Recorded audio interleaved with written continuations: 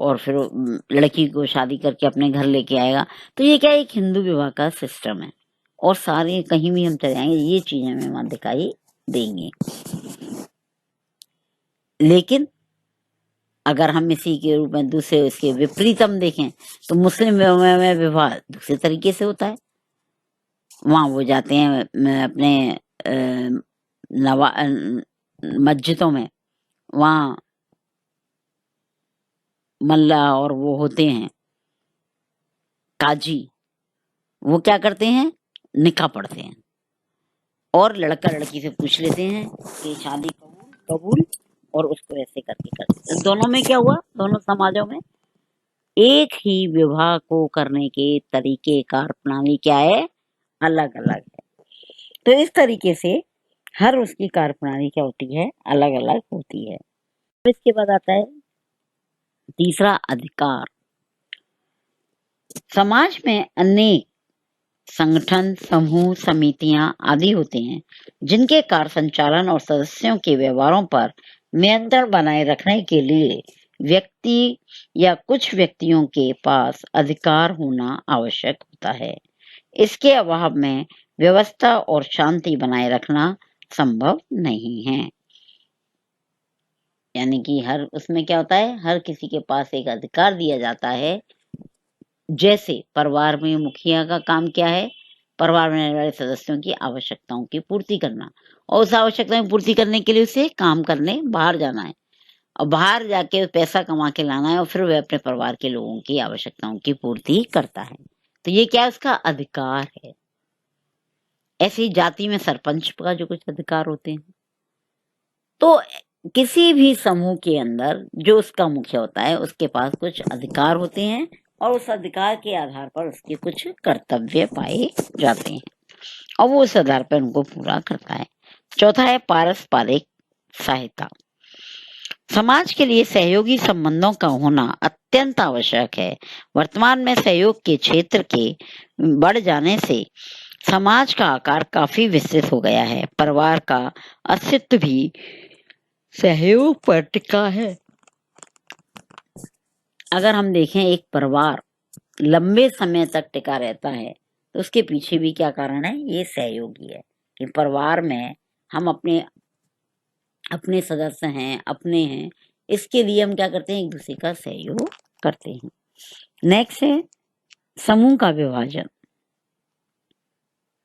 समूह में क्या होता है कि हम समूह एवं विभाजन, एक समूह किसको क्या कार्य करना है वो कार्य के आधार पर हम उसका विभाजन कर देते हैं, और उससे क्या होता है कि कोई भी कार्य या कोई भी हमारा समाज के अंदर स्मूथली, सरलता से आगे की ओर बढ़ता हुआ चलता है।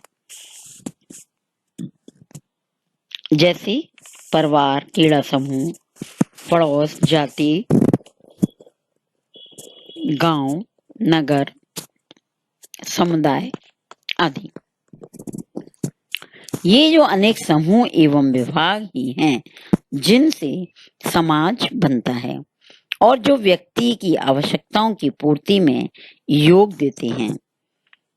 आयु, लिंग, जाति, प्रजाति, वर्ग आदि के आधार पर समाज में अनेक विभाजन देखने को मिलते हैं। ये छोटा है, ये बड़ा है, ये लड़की है, ये लड़का है, ये हमारे क्या है, विभाजन है।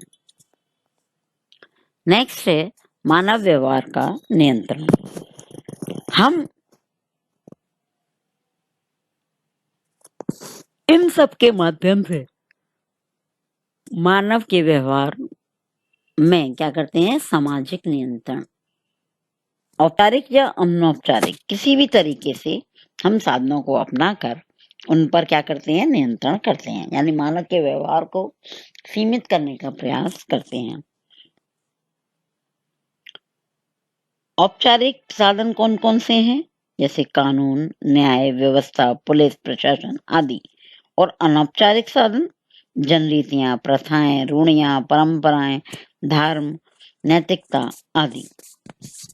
नेक्स्ट आता है स्वतंत्रता।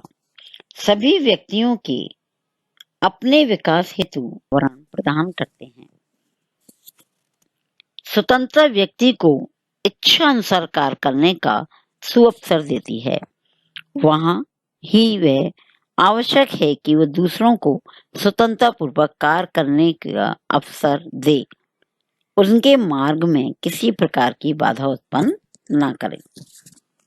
यानी कि जहाँ एक बार नियंत्रण है तो एक तरफ स्वतंत्रता भी हमें प्राप्त होती है। ये जो इस प्रकार के समाज में सामाजिक संबंधों की जटिल व्यवस्था है और इसके 7 आधार हैं, परंतु समाज को के लिए निम्नलिखित 3 बातों का होना अनिवार्य है।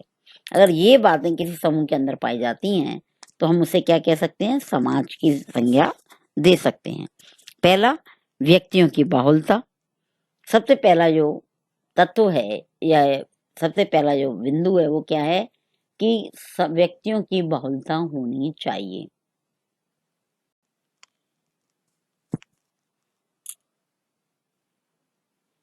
व्यक्तियों के समूह को हम समाज नहीं कहते, बल्कि यह भी सत्य है कि बिना व्यक्तियों के या व्यक्तियों के अभाव में सामाजिक संबंधों की कल्पना नहीं की जा सकती। दूसरा है आवश्यक तत्व सामाजिक संबंध। व्यक्तियों का समूह तो है और आपस में संबंध नहीं है, तब भी ये समाज नहीं कहलाता। व्यक्तियों के समूह के साथ साथ एक व्यक्ति का दूसरे व्यक्ति के साथ क्या होना चाहिए? सामाजिक संबंध होना आवश्यक है। यदि ऐसा नहीं है, इसके अभाव में, तो ऐसे समूह को हम भीड़ या एक झुंड